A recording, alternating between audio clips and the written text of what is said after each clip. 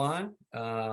Welcome again to the 2022 Subway ACC Football Championship game Zoom Sunday teleconference press conference. We're joined by North Carolina head coach Mack Brown. Tar Heels are 9-3 overall, 6-2 in the ACC, and are champions of the Coastal Division. Coach, we could start with an opening statement, and then we'll take questions. Thank you, Kevin. We're really excited to be playing in the ACC championship game. It's only the second time for us since divisions were established in 2012. 2015, we actually played Clemson, and Gene Chizik was our defensive coordinator, and Charlton Warren was our secondary coach at that time.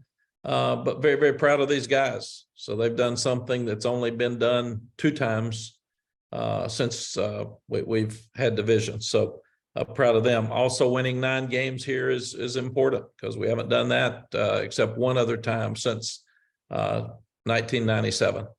So these guys have accomplished a lot. Winning 6 games on the road, having a chance to play a great team like Clemson is something that is very, very important for us. When I got back, I wanted North Carolina football to be relevant again. And we've been to 4 straight bowls, one of those bowls being the Elite Orange Bowl. And then here we are playing Clemson in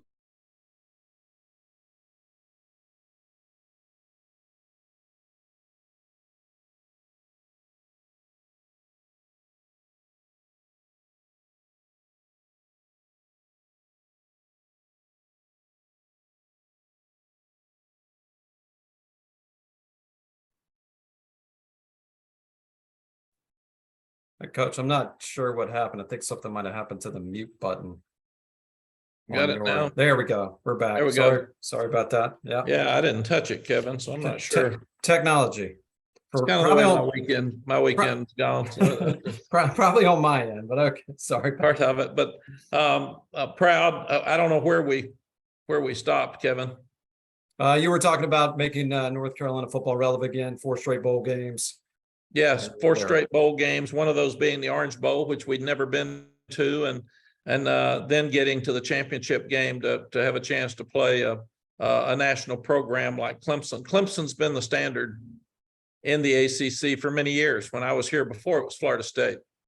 Florida State was in the national picture every year. I think Coach Bowden had 14 straight years of being in the top 4.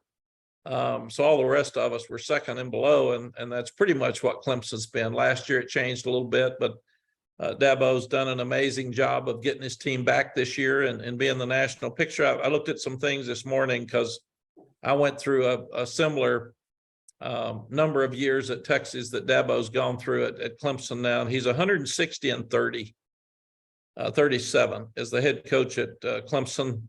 Second winningest program since 2015 with 99 wins. He's won 2 national championships.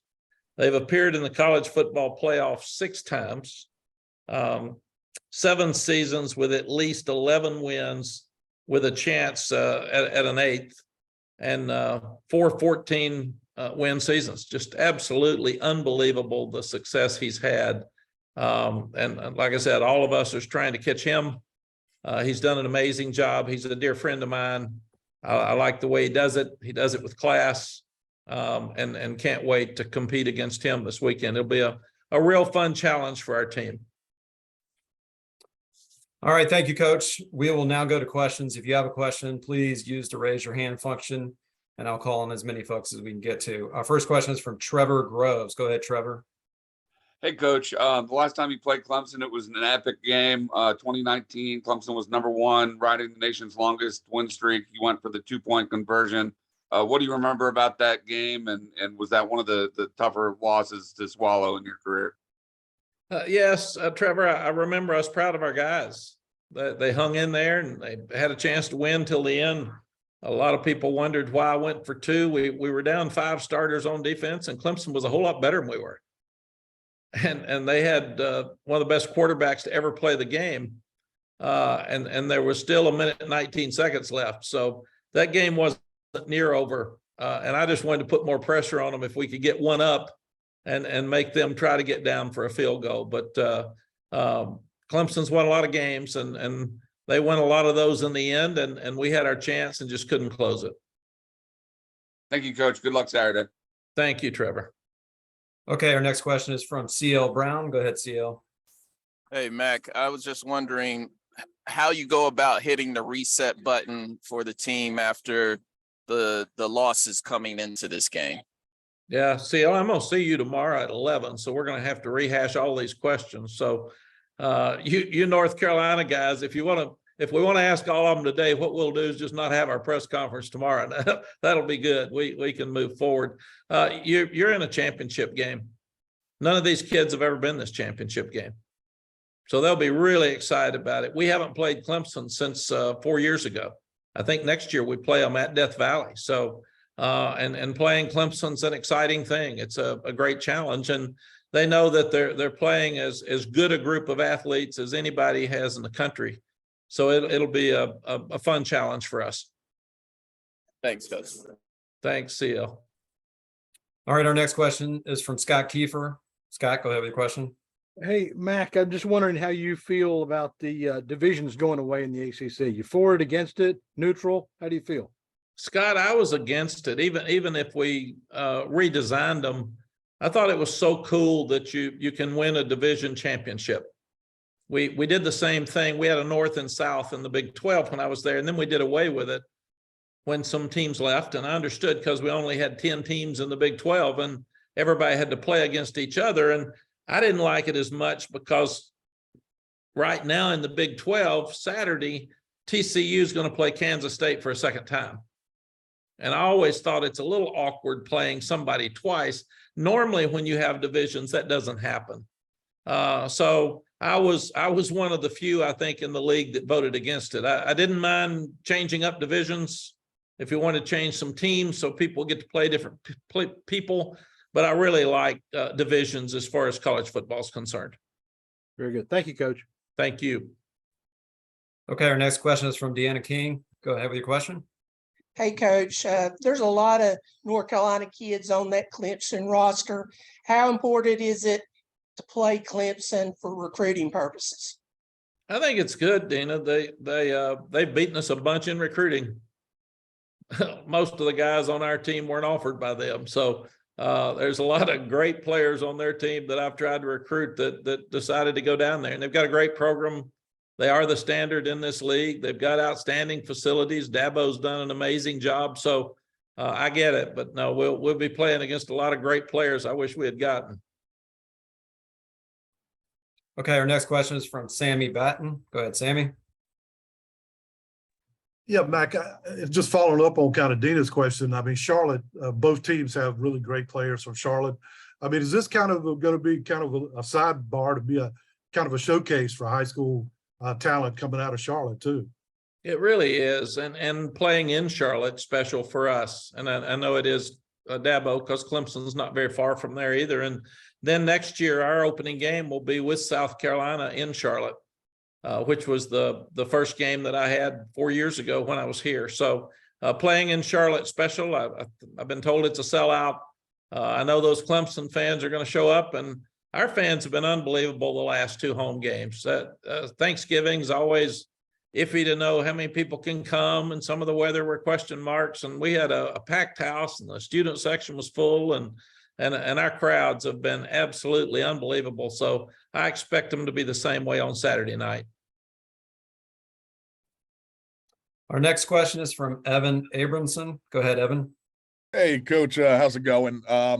Thanks for taking the time to speak with us today. My question for you is, Clemson obviously has a lot of experience playing in these type of caliber games. You want UNC to get to the point where they're playing in these caliber games as much in the future. Also, with South Carolina beating Clemson, I mean, do you kind of feel like it shows a message that anyone can beat anyone, that there's no reason to be scared? Evan, we're never scared. You love to play and you love a challenge. And for us, we're trying to take steps on our program. I mean, 4 years ago, we won 5 games in 2 years. And the team we took over had won 2 games and hadn't been to a bowl game in a number of years. So every step that we take is a step closer to North Carolina football being relevant again. And you're one of your goals at the first of the year is to win the Coastal. Another one of your goals is to win the ACC championship. And so that's what makes this so special for these young guys today. I thank them for getting us to this point. There's only 10 teams that'll play in Power 5 championships this weekend. And they're one of 10 out of 131. So that's pretty cool. All right, we'll go back to Andrea Adelson. Andrea, go ahead with your question.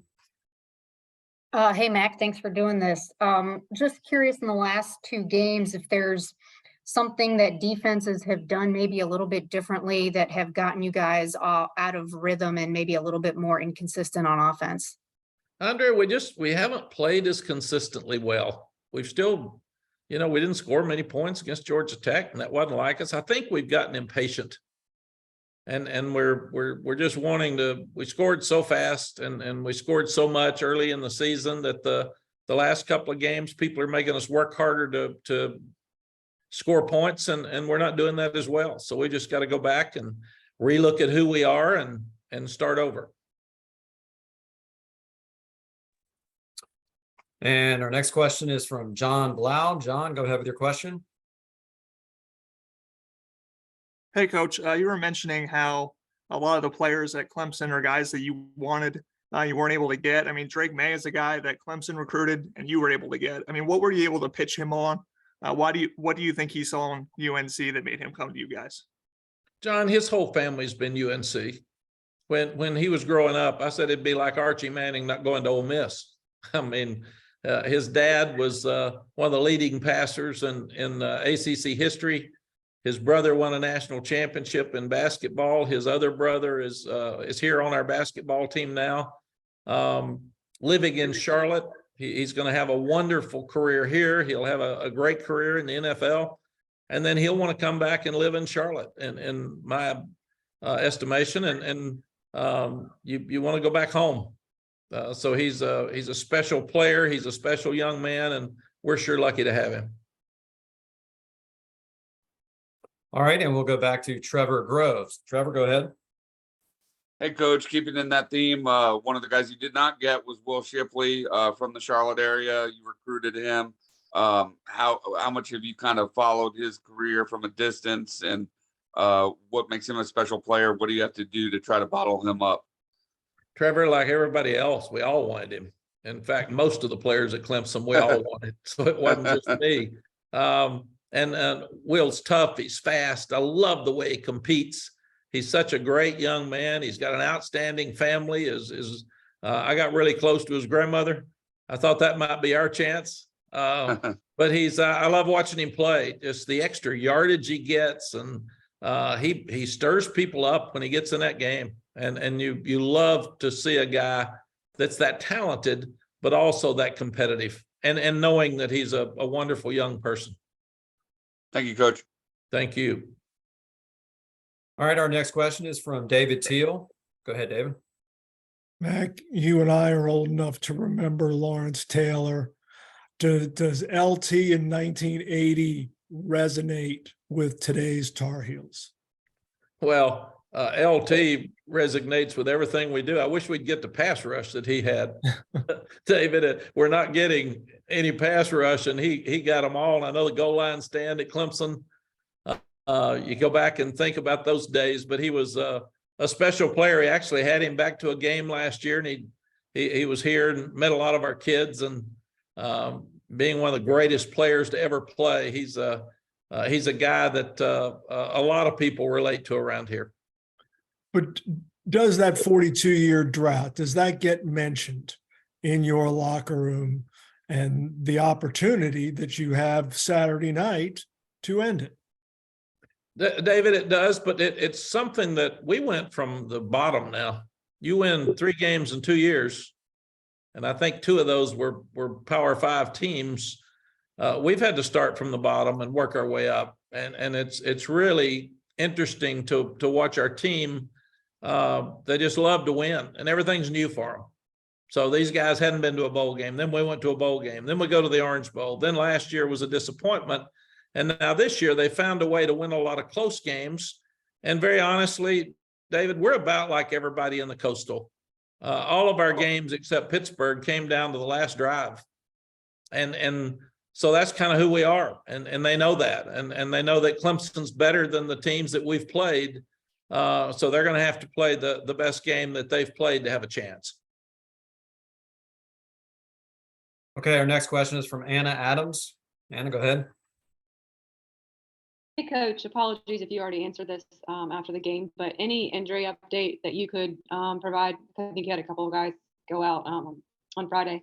Yeah, Anna, we just came back in today, but because it was a Friday game and we gave them off Saturday. So Jeremy Sharp will have, we got a lot of guys hurt during the game and ended up playing a really young secondary, the second half and fourth quarter. But Jeremy Sharp will have an update before our press conference tomorrow. But we really haven't. The trainers are looking at them and evaluating them today, and they'll give us a report tonight before we go to bed. Okay, our next question is from David Hale. David, go ahead. Hey, Mack, appreciate you doing this as always. You mentioned earlier that one of the reasons you came back to UNC was with the hopes of delivering a sense of national relevancy to the Tar Heels program again. This obviously being a big step towards that. How much does that equate into your plans for the future? Would winning an ACC title, would you say, hey, all right, I did it, let's go out on top? Or are you just kind of saying, I'm having fun doing this, I'm going to keep doing it, and sort of where meeting those goals is, where it doesn't matter to you in terms of that decision? David, they really, obviously they matter but it doesn't in regards to that decision at all. I like winning, losing stinks.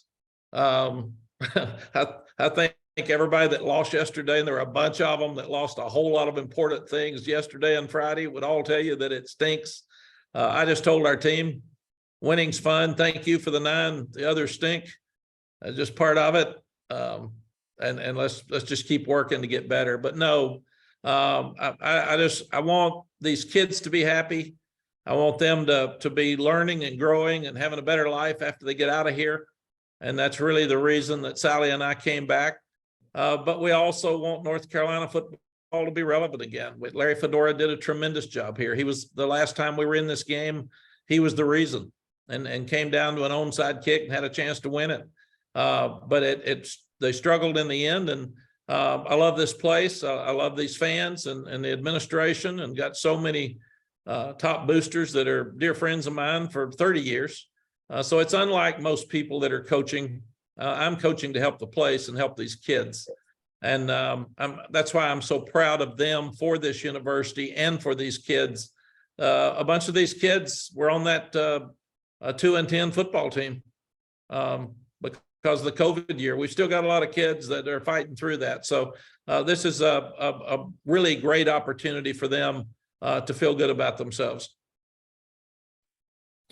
All right, we got a few more minutes. Reminder to use your raise your hand function. I know Sammy Batten, you had a follow up. You can go ahead.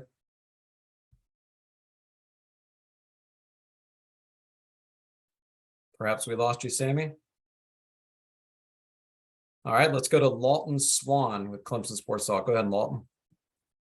Hey, Coach, I'm sure you're just getting prepared for the Tigers, obviously, but have you seen any crossover film on this team, and what you have seen of them, what might give you some concerns going into the matchup on Saturday night? Lawton, they run the ball so well. The quarterback's so big and strong, and he's lost weight from last year and looks much more athletic. And you get he and Will Shipley back there.